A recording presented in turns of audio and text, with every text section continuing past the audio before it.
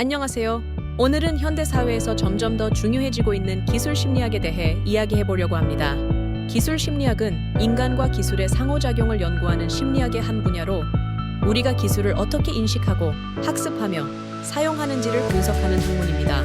이 학문은 인지심리학, UX 디자인, 인간공학 등 여러 분야와 밀접한 연관이 있으며 우리의 삶과 기술이 어떻게 연결되어 있는지를 깊이 이해하는 데 도움을 줍니다. 우리는 매일 스마트폰, 컴퓨터, 인터넷, 그리고 인공지능과 같은 기술을 사용합니다.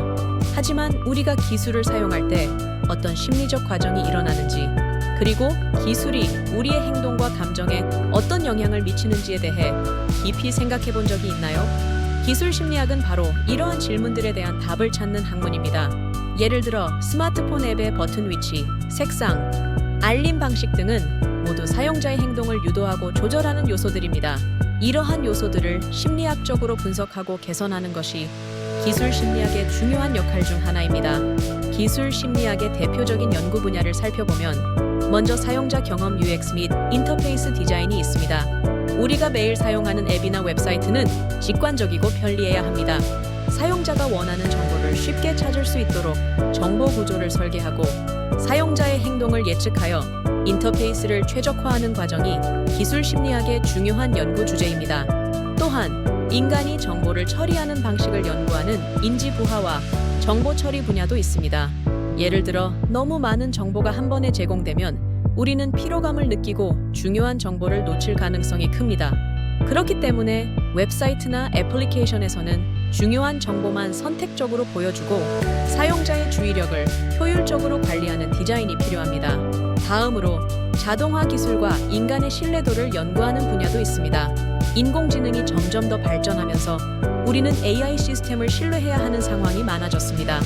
예를 들어 자율주행 자동차를 탈 때 운전자가 시스템을 어느 정도 신뢰할 수 있는지가 중요한 문제가 됩니다.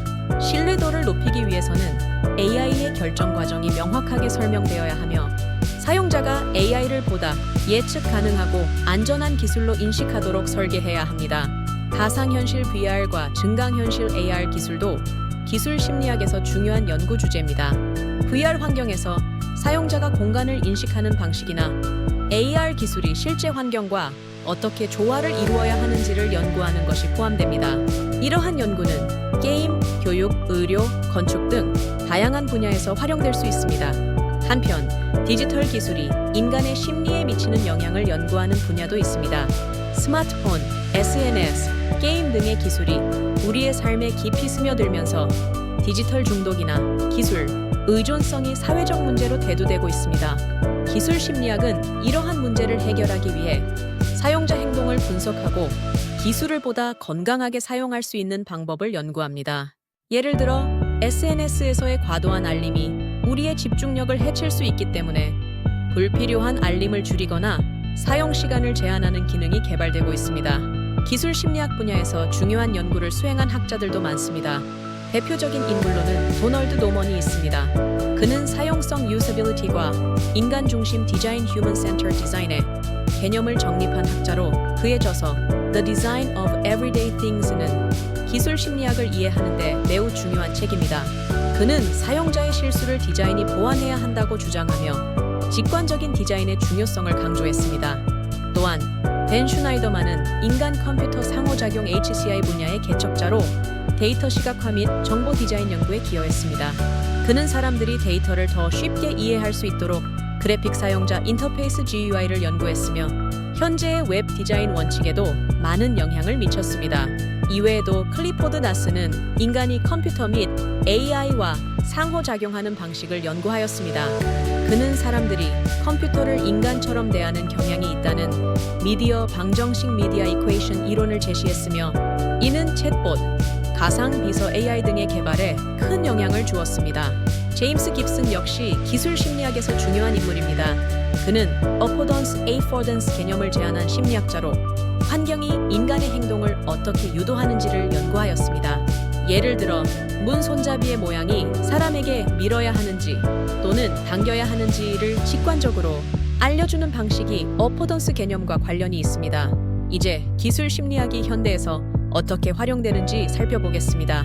먼저 스마트폰 및 앱 디자인에서 UX, UI 최적화를 통해 사용자의 편의성을 높이고 앱 사용 중단율을 낮추는 데 기여합니다. 예를 들어 SNS 플랫폼에서는 사용자의 주의를 끌기 위해 스크롤, 방식 무한 스크롤을 설계하거나 적절한 알림 빈도를 조절하는 데 기술 심리학의 원리가 적용됩니다.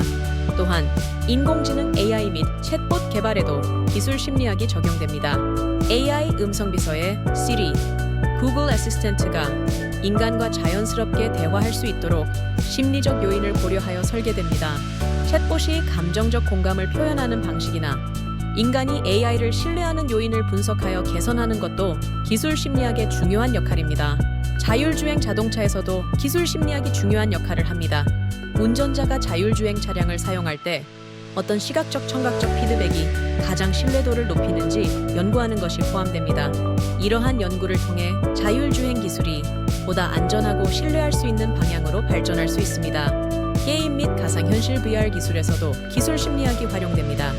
게임 인터페이스 설계, 몰입도 연구, 그리고 VR 환경에서의 공간, 인지 방식 등을 연구하여 보다 현실감 있는 경험을 제공합니다. 마지막으로 디지털 웰빙과 중독 예방을 위한 연구도 활발히 이루어지고 있습니다. 스마트폰 중독 문제를 해결하기 위해 앱 사용 시간을 제한하는 기능이나 특정 시간에 앱 사용을 줄일 수 있도록 돕는 UX 디자인이 개발됩니다.